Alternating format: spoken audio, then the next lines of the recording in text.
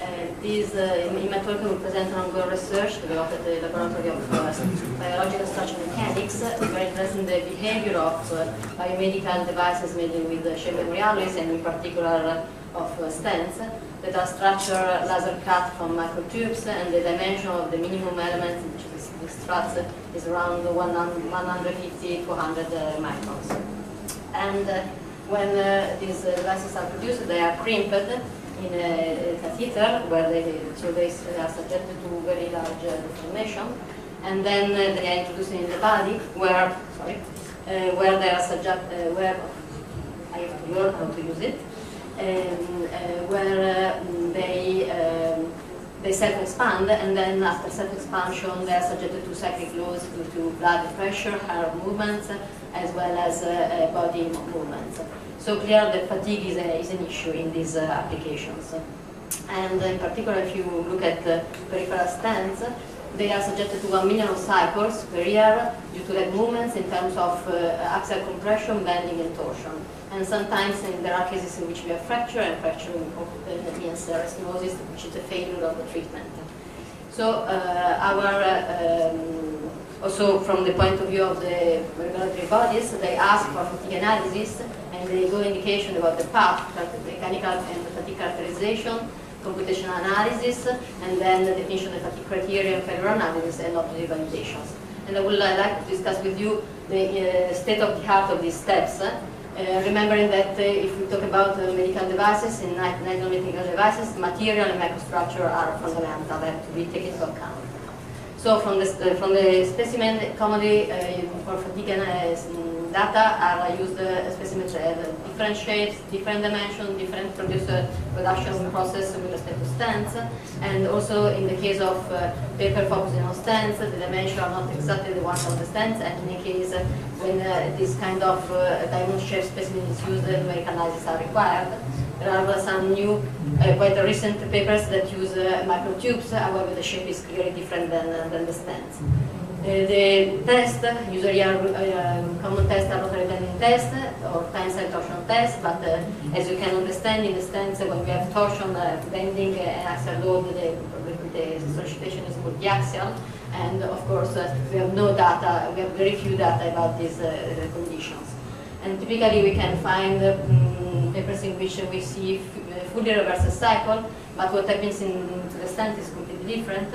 We have typically in the most solicited point, we have initially during crimping a high strain, then during self-expansion a partial recovery, because the dimension of the diameter of the vessel is smaller than the diameter of the stent, we are oversizing, and then when we have a mean value of strain, we start to have cycles. So we are interested more in the internal loops than a complete fully reversed cycle. And again, there are some numerical analysis, but they mainly focus on try to replicate in vivo conditions, while the information about material are quite limited. They use fatigue data coming from the literature. In terms of fatigue criteria, typically the way in which the data are used is to define stress amplitude, the number of cycle graph, which then models are proposed to catch this data. But if it is to stent, we have to remember that we have to work to 10 to the 7 cycle because of the requirement of the regulatory bodies, and typically the mean strain, as we seen before, is quite important. So probably it is more useful to look at this kind of graph, sort of life constant diagram, in which we have mean strain and some damage parameter on the other axis. In terms of damage parameters, are commonly used first principal strain or equivalent with strain, but we know that they are valid for proportional loads, and what happens in the stent is not proportional, typical, or at least only the alternating strain is proportional, but there is, as we said before, a strong influence of the mean values. So what we want to do is, what we are trying to do is try to understand if the approach commonly used now is sufficient for the reliable failure or prediction of negative titanium cardiovascular devices. So we define a sort of workflow. We manufacture different devices. We also, from the same material, we produce a ad hoc specimen. We perform mechanical and fatigue characterization. we selected some criteria, and then we run some finite element analysis using a different criteria. And in this, finally, there will be the validation with experimental test. We discussed the first 6 steps because at the moment we have no results for experimental tests. So my presentation will be a partial presentation. I'm sorry, we don't have any validation at the moment. So we cut from the tubes different geometry of stents, so same material, different geometry, and also in collaboration with Hermos Institute, we have this valve. And then from the same material, so the same stent tube, we obtained the specimen having the same dimension of the struts, subjected to the same treatment of the stent, and these are the specimens we use for testing stents for peripheral, material for peripheral stent and material for the valves.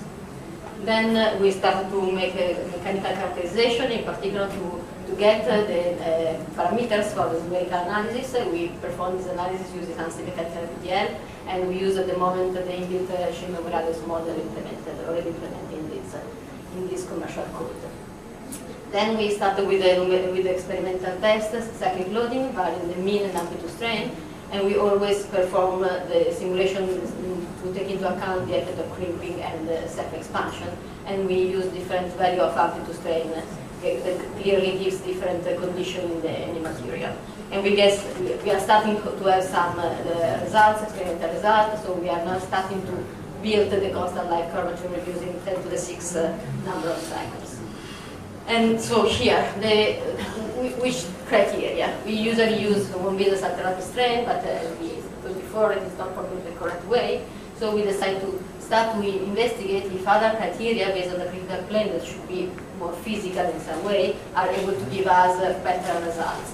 So we use, at the moment, we compare 3 defective Sochi, Smith-Wilson and Topper, probably the criteria, that use all the maximum shear alternating strain combined with the normal maximum stress in the same plane, or the maximum normal strain range, again combined with the maximum stress. Or in case of Brown-Miller, combination of the 2 values in terms of shear strain and alternating the normal strain. And we decided to first of all, to run simulation to obtain the limit curve using currently with the different criteria we have considered. So here the different curves we obtained, and then we run different numerical analysis.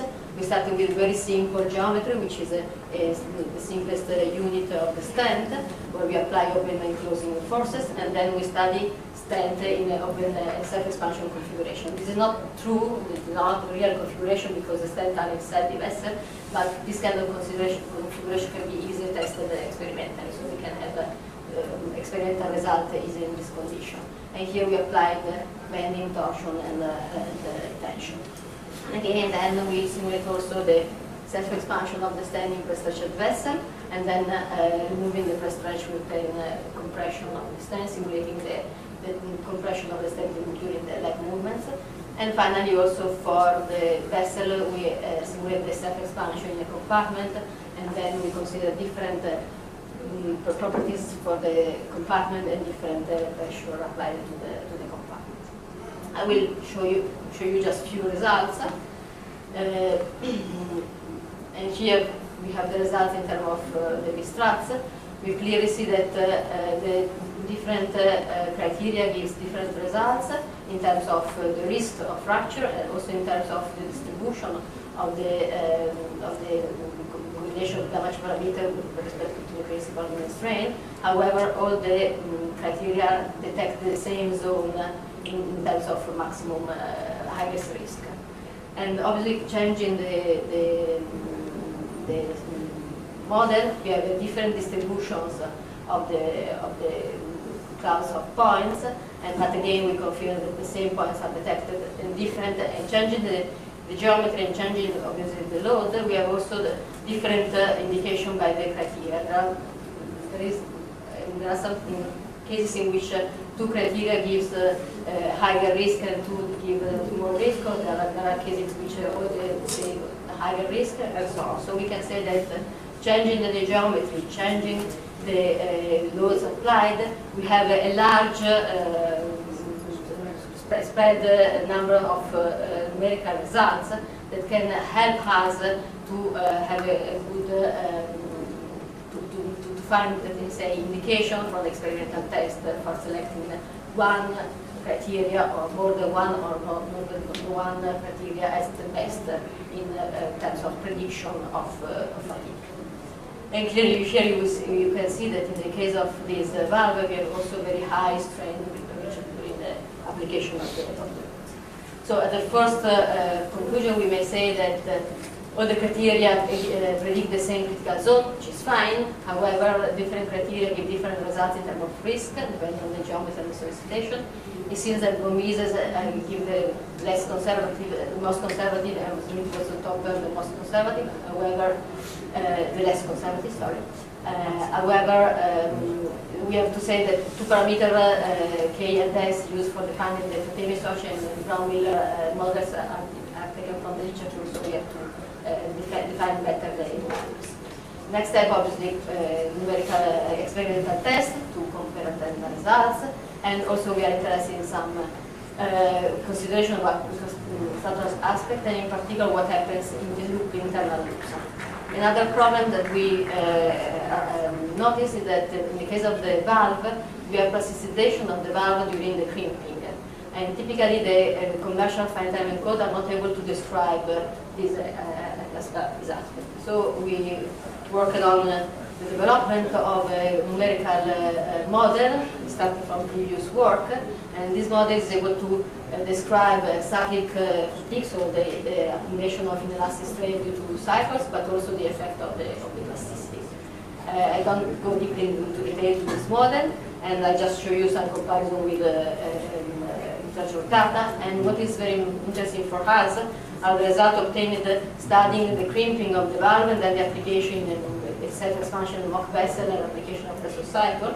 Because looking at the most stressful point in the device, we notice that without plasticity, we reach the most stressful point is in compression, we reach very high value of stress, and then unloading during self-expansion, we remain in the compression with the range of variation due to cyclic pressure. If we consider plasticity, the situation completely changes, and we find that after a self-expansion, we are in tension. This means that our prediction in terms of fatigue are completely wrong, because we were thinking to be in compression, now we are in tension. So the next step will be to use this model to understand better the effect of plasticity, and also we try to use this model to understand better the loop, how the loop works, the internal loops during the cyclic fatigue cycle. And obviously the next challenging thing will be to run all the experimental tests and to reach a conclusion about the selection of the fatigue. Thank you for your attention.